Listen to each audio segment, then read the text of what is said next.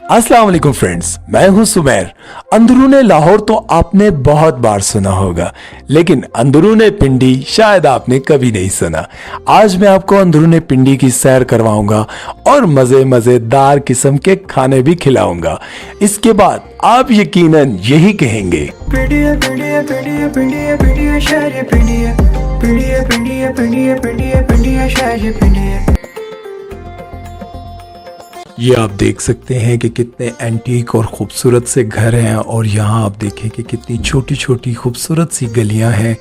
और ये शेख रशीद साहब की लाल हवेली है, और इसके ही करीब हमने देखा दाल चावल, जहाँ पे शामी कबाब बिल्कुल फ्राई हो रहे थे। आहा, देखकर मुंह में पानी आ गया। और अब मैंने सोचा कि क्यों ना राजा बाज़ार की मशहूर ये दाल चावल खाए जाएं, और मैंने इनको अपनी एक प्लेट का ऑर्डर भी दिया।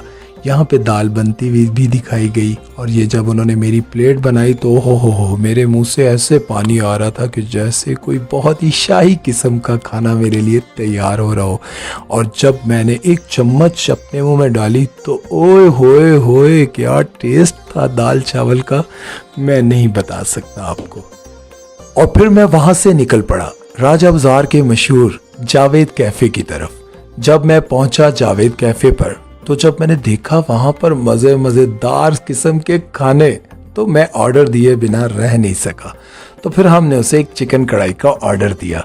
जब वो चिकन कढ़ाई बनकर हमारे सामने आई तो यकीन जाने इतनी मज़ेदार थी कि वीडियो बनाना ही भूल गए।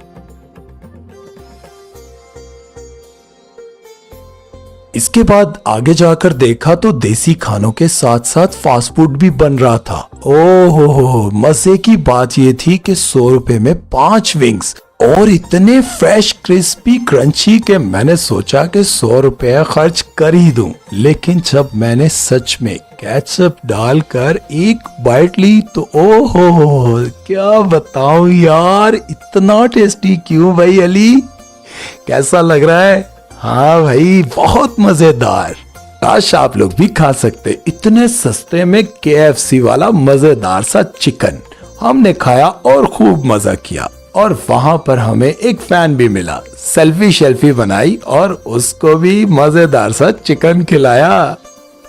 फिर हम निकले वहां से छोटी छोटी गलियों में एंजॉय करते हुए, और आगे देखा खूबसूरत मजेदार समोसे बन रहे हैं, लेकिन समोसे खा नहीं सकते थे। और फिर हम चलते गए, वहां उस जगह तक पहुंचना था जहां पर लगा हुआ था ये खूबसूरत जबरदस्त जायकेदार रशियन सैलेड नुमा फ्रूट चाट। और रेट सुनकर तो आप काफी हैरान हो जाएंगे, इतना मजेदार, और उसमें ये सब कुछ डाल कर दे रहे थे सिर्फ और सिर्फ 60 रुपए में। ये जब बनता हुआ हमने देखा तो यकीन जाने रह नहीं सका। और जब मैंने इसकी एक चम्मच ली, आप यकीन करें मैं तो बिल्कुल खो सा गया, इतना टेस्टी, ओए होए। फिर हम इंपीरियल मार्केट से होते हुए सुनार गली की तरफ रवाना हुए। रास्ते में अली को ये टोपी बहुत पसंद आई और ये रुक गया उसे लेने के लिए।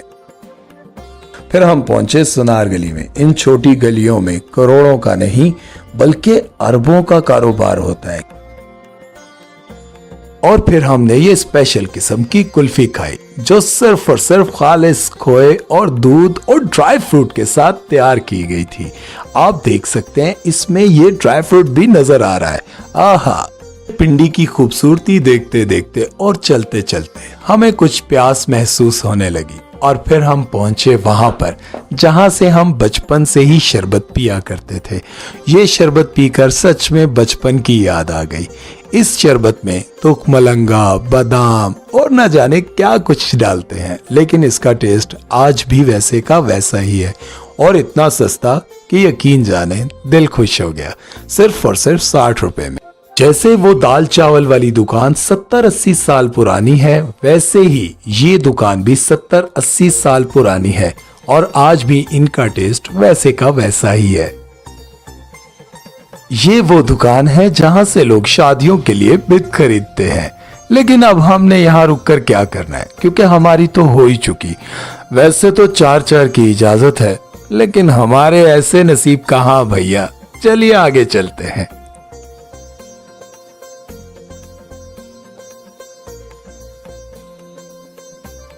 यहाँ पर हर किस्म का जूस और मिल्क शेक बनाया जा रहा था, लेकिन शरबत पीने के बाद अब पेट में बाकी जगह न थी। लेकिन स्ट्रॉबेरी उठाई, सोचा खा लो, फिर सोचा रहने दो, कहीं भाई साहब पिटाई ना लगा दें।